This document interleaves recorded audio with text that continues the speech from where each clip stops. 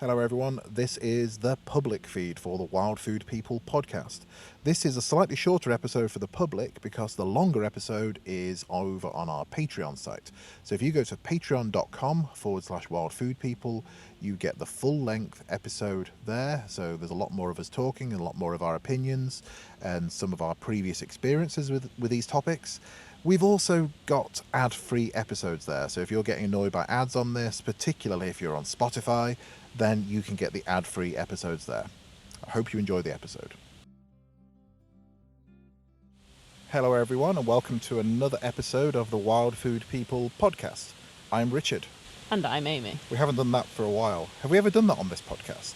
No, we have not. We have done that on other podcasts. Yeah, we don't Not just this host this one. We host other podcasts as well, but this is the only one relating to wild food. So if you're listening to this for wild food, foraging, hunting, fishing, cooking, whatever, you're in the right place. You think, having done other podcasts and having done this for a couple of years, I'd be better at it, wouldn't you? I would expect you to be a little bit more on it, to be honest.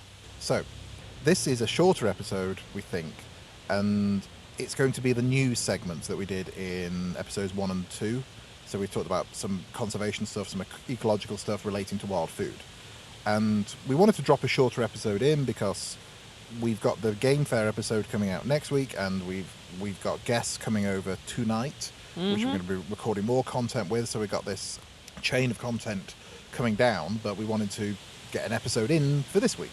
And there's a couple of news items that really sort of caught our eye because there's a little bit to unpack there, and it relates to wild food and conservation and the countryside and sort of cultural perceptions of things. Yeah, and the legalities of it as well. Yeah, because this is always something that's missing from internet wild food content, where you have somebody on Instagram or TikTok saying, this plant does this, and it's magic, and it cures psoriasis, and it does this, and did you know about this plant in the medieval times? It was used for...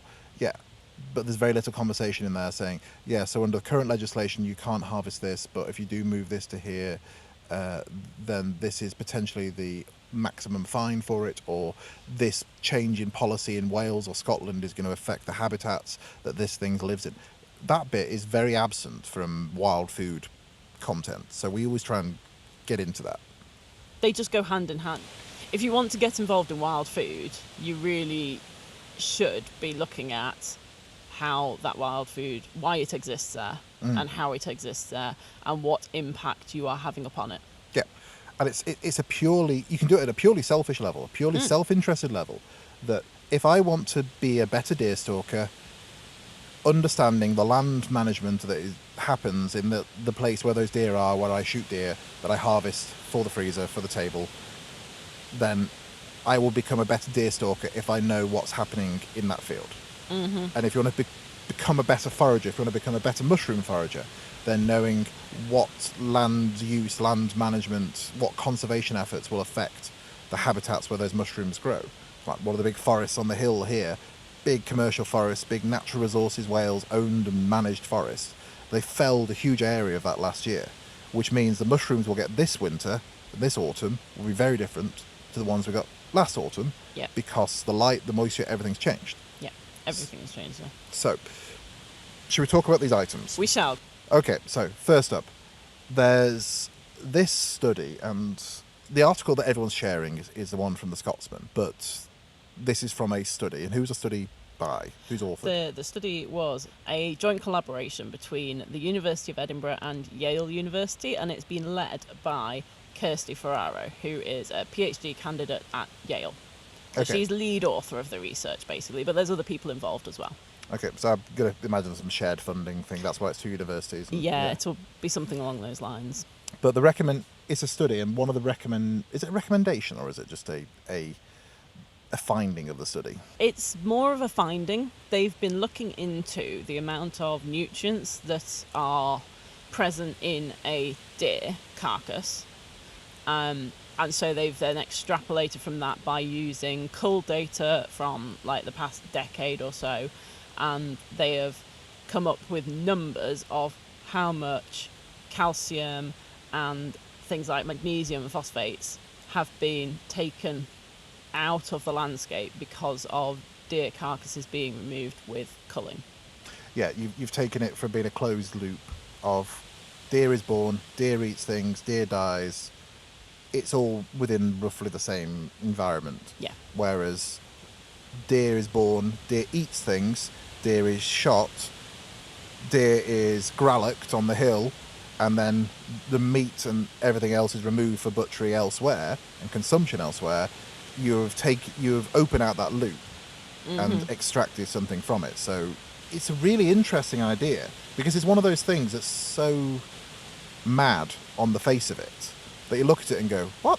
Why are you recommending? That's stupid. Why? But anytime I have that reaction to something, I always try and go, okay, maybe I'm stupid, maybe I'm missing something. So let's see where I could be, all the possibilities where I'm an idiot and they're right.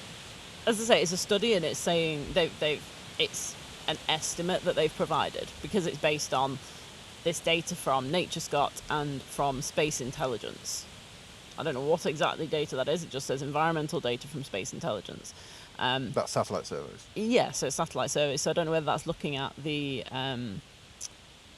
imaging of the hills there and looking at vegetation and there is diversity some and from things. space survey spectrometry thing.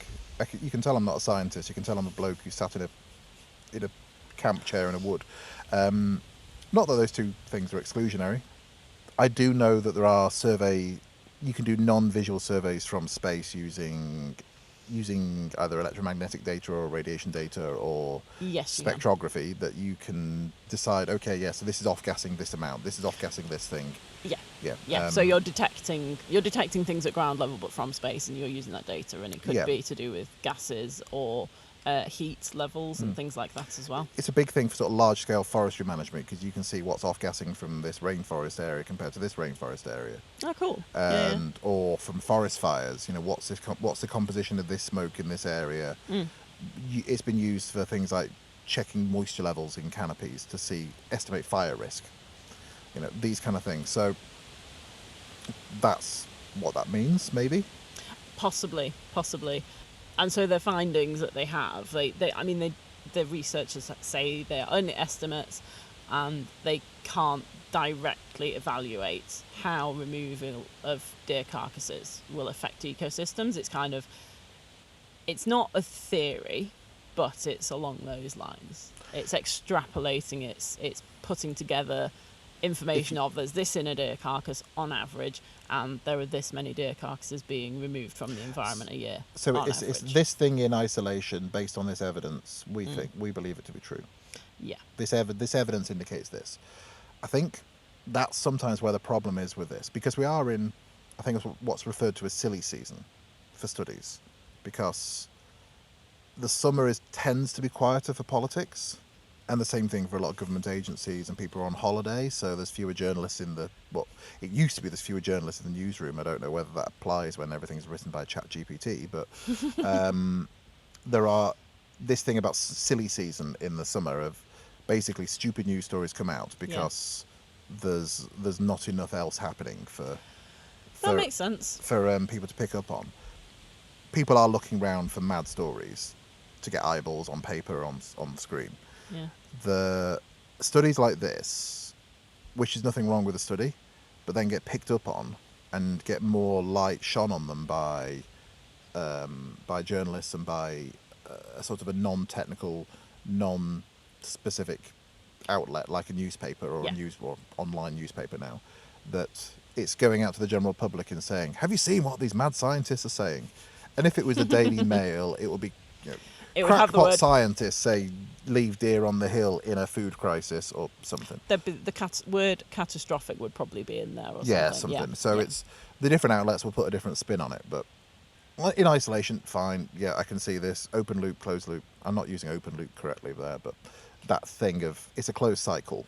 If you're taking something out of that environment, you are extracting it. Yes. And that's why I can agree with the basic principle of this study, that if you leave something there, it stays in the environment. If you take it out, it will remove something from the environment. Mm-hmm. My worry is that people will read this, policymakers will read this, and say, So that means that deer stalking, and when you actually take the meat, it means that you are removing something from the environment, and that's bad for nature restoration. Yeah. Whereas it'd be unusual for a study to make a moral judgment at the end of a scientific assessment. You say, the scientific assessment says, yeah, we have this evidence that says this many tons, kilos, whatever it is, of this Of calcium, magnesium, whatever, has been removed by deer stalking on average from Scotland in the last 20 years. Mm-hmm. Based on the numbers, how much is average per deer? I'm worried that people will take that and say, okay, so that's a bad thing that you have taken that out. I feel like it could. It's being presented it's being presented a bit. Well, it could be oversimplified. Deer are a big topic in Scotland at the moment because it's to do with land use and the future of that environment in the Highlands. People want more trees. It's generally decided by government agencies now that they want more trees in Scotland. The more trees is good, so that means you need less deer. Deer management in Scotland is a big thing. What happens to the animal? Well, it's been, okay, well, if the carcass is saleable and it is, you can extract it from there and there is a market for it, whether it's individuals or whether it's more likely to be a commercial market, you can offset some of the cost of stalking and killing those deer by selling that meat. If through policy you remove that possibility, then there's potential problems there I can see, because going up into a glen to shoot a deer or shoot several deer to then bring them and do it safely and do it legally and do it ethically is not cheap. No. You're standing there wearing £1,000 worth of outdoor clothing. I mean, the boots alone are £300, so probably more like £1,500 for the clothing. You're holding a rifle and an optic that's over £1,000. If you're a larger caliber, which you are for those kind of deer, then it's not 20 pence a round. This is a couple of quid per bullet, easily. It's pricey. Yeah, it's very pricey. You've either had to walk in there a long way, or more likely that you've either got a mechanical horse or an actual horse, a pony, because you need to extract this huge animal and the carcass from that. And you have got to have known the ground. There's more than one of you likely to be there. It's not cheap. To say going out and kill these deer is not cheap. So if the recommendation from this study ends up as, right, so to keep the calcium in the soil, to make the birds' eggs thicker, you need to leave it there. Who's going to be paying for this deer management? Funnily enough, I haven't seen anything anywhere mentioning, like, who coming up with the solutions, like coming up with an answer to who's going to pay for that. Yeah. And it's going to fall on the landowner, isn't it? At the end of the day, if they're bringing in the deer management nature restoration orders, and so they're going to be enforcing cull numbers, which are decided by the government and given to a landowner, and then if the landowner doesn't comply, there's going to be fines associated with that. It's the landowner's going to be paying at the end of the day. They are anyway. They just can't offset the costs. And even for places like where there's been a community buyout, places like Knoydart, Oh yeah, where the estate sold the land to the community and it's now effectively a cooperative, they are doing deer management. They are managing it in several ways. Brand new deer fencing, I climbed over one last October. You see these huge areas where they fence the deer out of areas where they planted trees or trees are naturally regenerating. And it's this odd experience. You're walking down a glen and then all of a sudden you go through a gate or over one of these huge 8-foot high stiles into an area that's fenced off. And then you're in a forest. The deer on this side, there are no deer on that side. On that side you have trees, on that side there's no trees. And it's the deer are kept out by the fence. That's a kind of deer management, but there's also stalking happens and some of that meat stays within the community, some of it's just used to fund it. And a lot of the management of these estates and these large places are the deer management has that factored in. It has removal of that meat factored in all the way through. Of course. As a partial funding source, or at least this is how you're going to balance the books. So I can see the argument for keeping it within the area And though I would be really interested to see the results of a 10-year study of leaving some deer in some places. But with any of these studies, I think you can't just look at one element of the science. It's not just numbers on a spreadsheet. There's a cultural impact. There's an economic impact. There's a sociological impact. So if you are leaving carcasses there to rot on the ground because you're not extracting them, okay, make sure that you leave some of them right next to some of the busy walking paths, the busy hiking paths, with a sign saying, this carcass is being left here as an experiment to see what happens if we keep the nutrients in this area, with a QR code or something on it. Don't hide it away from the public. Put it there out where people can see it. Yep. Talk to people about it. Don't just do it in isolation, because we've both worked for government conservation agencies of one type or another, either as freelancers or in partnership or directly. Yep. I know fantastic conservationists, ecologists, scientists who work within these organisations. I also know that the organisations overall are bloody awful at actually enacting anything that is a well-rounded, all-encompassing project. What they tend to do is hyper-focus on one thing to match one policy, even though it doesn't really match that policy, and then push it through with either too much funding or not enough funding, or funding based on the wrong set of factors. Yep. Tack something on that says, yes, but in this wetland restoration project, have you considered how it impacts underprivileged members of the local community?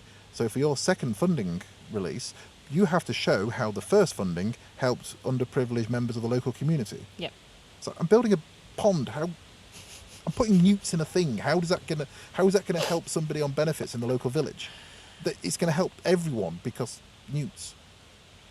Yeah. But that's that. I mean, that's a big thing. that's a big rant that I cannot get started on. But yeah, the whole thing of who's being impacted by what and what good this thing does for humans and everything, and the separation of humans from nature, and how everybody refers to nature as being a thing that you go to and that we have an impact on, and it's like no, we are part of nature. We are having an impact. Us building and managing and putting down concrete and things like that, I'm not passing a judgment on any of those things, because we need infrastructure, we need buildings. That is our way of modifying our environment, in the same way that a beaver builds a dam. Yeah. It's just that the impact that humans are having on the world as a whole is I would think everybody can agree, is a much bigger impact than any other single species is having on the world. So. Well, maybe we're the only ones that have a moral judgment about the impact we have. And there's that too. There is that too. Narwhals don't. They don't care. No, the narwhals don't care. No. I don't know why I picked narwhals. I don't know, but now I have a song stuck in my head. Yeah. So that's it. If you leave deer on the hill, it keeps the nutrients in the area. But if anybody starts recommending this at a large-scale level without any further study, I think you're a moron. That's my opinion. Well, thank you for your opinion, Richard. Nobody asked for it, but there we go. So, Amy, what's yours? So, mine is about crayfish. About American signal crayfish. So in the UK, we have American signal crayfish, which are a non-native species, as indicated by the name. They're from America. Yeah. And they were brought over to be farmed for food because they're edible, they're tasty, they reproduce prolifically. They're easy to farm. They're very easy to farm because they seem to eat whatever you throw at them. But they escaped / were released / were moved. They got out into the wider environment, basically. And ever since, so that's the 70s when they were introduced, and ever since then, people have been trying to get rid of them because they are a problem for our native crayfish, for our river systems in general. And you'd think that because they're tasty and because they are there and because we want to get rid of them, that it would be a case of just saying to everybody, right, go out there, find crayfish, eat them, like you could do with fish, for example. But there's really strict legislation on them. And it's got stricter. And it's got stricter. Yeah, that's the interesting thing, because if you watch older, it was the one he did before River Cottage. What was it? A Cook on the Wild Side. So mid 1990s, Hugh Fernie-Whittingstall, TV chef, doing things around wild food. Great series. If you've never seen it, if you don't know what the hell I'm talking about, go and look up A Cook on the Wild Side. It's on YouTube somewhere. I think it might still be on the 4OD channel on demand thing. It possibly, yeah. But he just goes around eating random stuff. He does. Like climb, and there's some stuff in there as well which would never make it onto TV now. But it was the sign of the times 30 years ago. But there's an episode in there where he's catching crayfish. Yeah. And they talk about, and they're encouraging people to go and catch crayfish and why you do it. And that was repeated again in all sorts of media. You saw this in sort of the wild food and the British bushcraft kind of magazines and content that, I can always say red signal crayfish. I don't know why. They are red, But to be that's not the fair. name. But signal crayfish, American signal crayfish. You would see content, and there were lots of sort of almost like common knowledge then that, signal crayfish, go and catch them, get as rid of them, whatever you can, just put your traps in the water. Yep. Not much of a handbrake on that. It was just, all the content is around, just go and do it. It was repeated for other invasive species as well. There's been big promotion over time of go and catch these things. They're edible. That's a great thing about them, is that you can eat them. So Himalayan balsam is another one, and Japanese knotweed. Not giant hogweed. Whatever you do, don't go and try and eat giant hogweed. You'll only do that. You'll only make that mistake once. Yeah, you will. You don't even want to touch that stuff. There was a massive push to, one of the best things we can do to help the environment is get rid of these invasive non-native species because they're causing problems. So go out, catch them, eat them, pull them up, whatever. But they've done a complete 180 with signal crayfish. So they're now saying that you shouldn't be going out and trapping them, particularly if your reason is to eat them, it seems. If you're going out to trapping them for scientific reasons, then you can apply for a license and you will probably be granted a license. But if you want to trap them to eat them, then basically that option is no longer available in Wales, particularly. In England, it seems to be a bit more flexible. Is it Environment Agency in England and DEFRA in Wales, or is it? No, it's Natural Resources in Wales, rather, or is it DEFRA in? It's Environment Agency in England. Yeah, and Natural Resources Wales in Wales. Yeah, because Environment Agency Wales became part of the conglomeration. Yeah, in Wales, basically, in Wales we have Forestry Commission, Environment Agency, and what is equivalent of DEFRA England. and things like that are all under one body, Natural Resources Wales. Yes. Yeah. So in Wales, we quite often have slightly different rules to England. But I can see why they're saying this. And the reason that it's come into the news is because there's one guy who has a business catching and selling crayfish for food. He has a business doing that? Yes. How much of a business do you have selling crayfish?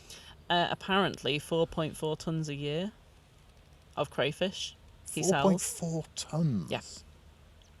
That's a lot. He's been doing it for like 3 decades. Is he 4.4 tonnes of entirely wild harvested crayfish? Yeah. Oh yeah, off the River Kennet. Okay, so presumably he can't do this at the moment either. So the law that's changed in England doesn't say that you cannot catch them for food, but they've changed it so that, and it's not that recent that this has changed, I believe it was last year, but they no longer let you catch crayfish and keep them live and transport them live. You can see why they don't want people transporting live crayfish, because they can escape. Crayfish don't need to be in water constantly to survive. They'll crawl over land to get that's how they spread from river to river. They'd run across, it's a bit extreme. Scuttle, maybe? Scuttle across from river to river or pond to pond, and because they prefer rivers anyway. They want moving water, don't they? generally. There's more for them there. They Yeah. can move around more. Better oxygen. Yeah, if they finish eating all the stuff in one area, they can move quite easily to the next area. But they breed just mad. They'll lay 500 eggs at a time, and they can live for 20 years, and they will eat anything and everything that they find, including each other. So part of this is because the traps that you have to use to catch them, they have to be a certain size so that you don't bycatch, basically. But that means that all you catch is really big crayfish. So is that the small ones fall out of the trap then? Yes. So the big ones go in, or Yeah. everything goes in, Yeah. but only big crayfish can't get out. What is it? Yeah. Does that mean you have to be okay? What about like water rats and things? Because they can get in there. Or is that the if you catch one, you're in trouble? Deal with that. Deal with that as you need. If you catch a waterfowl, you would be in massive trouble. What do they taste like? This is going to be like woodpeckers all over again, isn't it? Theoretically, I suspect that a watervole would probably taste like an otter. It's not getting No, better. it wouldn't. It wouldn't. It wouldn't. They have a completely different diet, so I'm talking complete cobblers anyway. But I don't know Which is better, watervole. a watervole or a swan? Well, I'm never going to find out. So. No, you're not. So there's specifications on the size of traps. So the mesh can be no bigger than 30 millimeters at its widest point. So that's just over an inch. Okay. So that will allow smaller crayfish out. That wouldn't let a watervole through. That's too small for a watervole.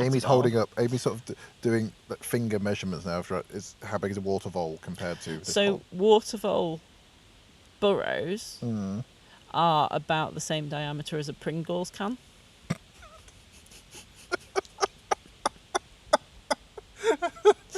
And their poo. How did somebody decide on that as a?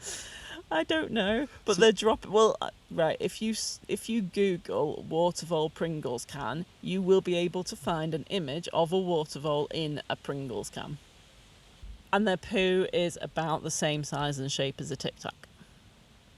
They're like the individual droppings. Like mint or like orange lime? Well, they're all the same size, Okay. so they don't smell like that, and presumably don't taste like that either. So we don't know what watervole tastes like. We don't know what watervole poo tastes like. No. We know what other things taste like. We know what venison tastes like because we're allowed to take the carcasses off the hills. So you're not. So in Wales, you can't catch crayfish, red crayfish, signal crayfish for food purposes. You can only do it for science. That is correct. What if you eat the science afterwards? Funnily enough, that isn't written on the application form for a license. It doesn't say, however, if you use this for scientific purposes, you can then eat it afterwards. Okay, so take an analogy. Grey squirrels. Yes. In Wales, grey squirrels, I can shoot them, should I wish, all year round. Yes. And if I trap one, Yes. I must kill it. I cannot release it into the wild, actually, I can put it into captivity. I was going to say, you can keep it in captivity, but you cannot release it into the wild. All right, yeah, so I can keep it in captivity and call it Mr. Nutkins, or Yep. I can eat it and call it a fricassee. So you can't, in terms of the letter of the law, you cannot shoot grey squirrels for food, but you can eat a grey squirrel that you have shot. Yeah. You see where I'm going with this? I do see where you're going with this. So is it just that they I don't... mean- it could be that they don't really care that you might eat your scientific specimen, but they don't want you to purposely go out and do it, particularly if you're selling 4.5 tons a year. Well, again, that's in England that he's doing it. Still. So it's different. He as he's gone so public with the fact that, well, as he is public with the fact that he's a business selling crayfish, I would presume that he has a license to do it. This is why wild food law is always really, really interesting when you look at this, because often there's like a handshake in the middle of that process where it starts off as ecology and conservation. Are you allowed to kill that thing, take that thing from the wild, pick it up, dig it up in that place? You need landowners' permission, so on. But there's it's a conservation thing. In the middle of that process of it getting from living in the woods or on the hill or wherever to being on your table, Mm. it goes from being a conservation issue and an ecological issue through to being a food safety issue. And that's one of the things we do as a business is we sort of work out where the middle bit of that is and making sure our clients are abiding by both. But that's in a way that doesn't affect farming. Mm. A farmer friend up on the hill there, he has his cows there, and we're going to be buying some beef from him later in the year. We're going to get some milk from him later today. That is an agricultural issue. It's a land management issue for the stuff that goes into those cows, the stuff they eat and how they graze. Yeah. But it's a farming into food issue. Yeah. It's not a wildlife conservation into food issue. No. And that's the bit I find really, really interesting with stories like this. Mm. At what point does something become food? Because this is a species that we want to get rid of in the country as well, or It's at been least generally control. the consensus is that, and the government agencies' consensus is that this thing being here is damaging. Yes. It's harmful to these things we want. Yeah, it's harmful. It causes issues for the economy as well as for the environment because they burrow into banks and things like that. So these are like a step further as well. They are aquatic grey squirrels. Essentially, yeah. Yeah. But it's a different bit of the Wildlife and Countryside Act. So with my background, I was used to applying for licenses for working with protected species, which was like, okay, you need to apply for a license if you want to check dormouse boxes because you have to prove that you know enough and you understand enough and that you will follow the procedures so that whatever you do won't damage the dormouse population. Best practice, all of that kind of thing.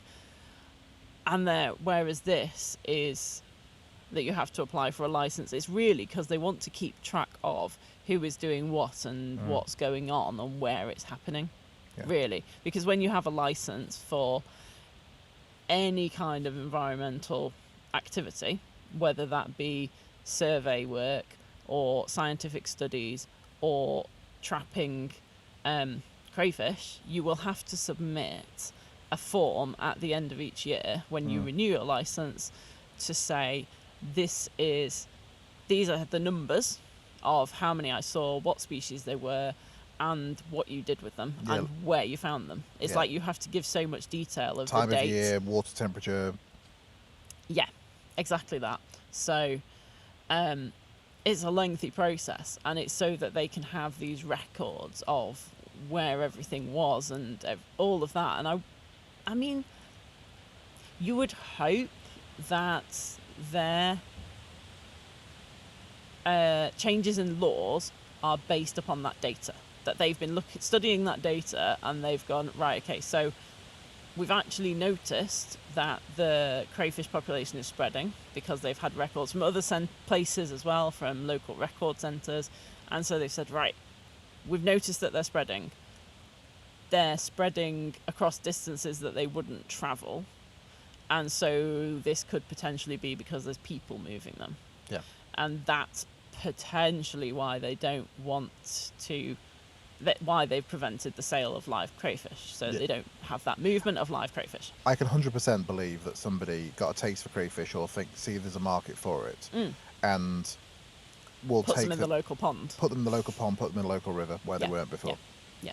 I know people who they were trapping for crayfish in their local river in North Wales for years. Right. And then very excited when they finally got one after years. They were happy because they were able to access this wild food resource as they saw it. Close to home, literally close to home, like the river that ran by their house, because they had seen it on TV. That was their initial thing for it. Yeah. And this is going back decades, so it would have been the Hugh Fernley Whittingstall River Cottage. The time when it was promoted as being a good thing as well. Yeah, and there was lots of content around it, and like I know, and we know through the business and the clients and talking to people, and it's why we can do this and why we know we've got an audience for this show. There's a real desire to get food from the wild, because it's not just about nutrition. It's not just about food pricing or anything like that. The act of getting food from the wild is ingrained into humans. I understand why you want to have a resource close by, a resource like that, a tasty thing that you can trap that's easy, that provides food for your family. But it's the wider impacts that it has. I mean, even things as harmless as moving frog spawn from one pond into, say, a newly dug pond that's a couple of miles away. That can actually have massive impact because of disease spread and things like that. So there's a lot of issues that can arise from conservation and communicating conservation ideas to people. And that messaging is often done quite poorly, I think. Not through malice, not through laziness, just because people aren't thinking about what the effect of that communication is. So they're saying, okay, yeah, this thing is bad. This is bad for this other thing that is good. So if you get rid of this thing, then you're doing good. And everyone wants to be a good person. Nobody wants to be a bad person. Nobody thinks they're evil. Nobody thinks they're a... No. It's just your views are opposing someone else. Everyone thinks they're the good guy. So if you tell somebody that you are a good person if you do this thing, effectively through the messaging, people are going to want to try and do more of that thing. And if they 100%. Get a biochemical reward from doing that thing as well, because their brain's hardwired to do it because of evolution, then even more so. And if you say to them, no, you're doing too much of the good thing now, they're not going to listen to that message. That's going to sound like it's a restrictive thing. So any kind of messaging of you do this, you're a good person. Yeah. You do good things. You have to be very, very, very careful with. But you and I say we've both worked in conservation and outdoor communication. That awareness really isn't there. No. And the messages do change. The messages do change. Sometimes it's because new research comes to light, and that has implications. Yeah, and it has. There are genuine reasons behind that messaging change, but often that isn't communicated onward particularly well. Yeah, you see this leaflet that we've been handing out to people at county fairs and at public events for years and years, and telling you it's 100% true. Turns out 2/3 of that actually isn't correct. Yeah. Find me an organisation that would admit that in their public comms. That's why we're interested in these weird things about species licensing and conservation and land use. Because all of this, if you're listening to this and you're listening to this as a wild food podcast, all of this is relevant to your food, to your ability to access food, to what that food will be able to do for you and your family, and how often you can access it and how accessible it is. It's all affected by this wider world of stuff. So it's not just about identification, it's about policy and all these other things. So that's why we talk about this stuff.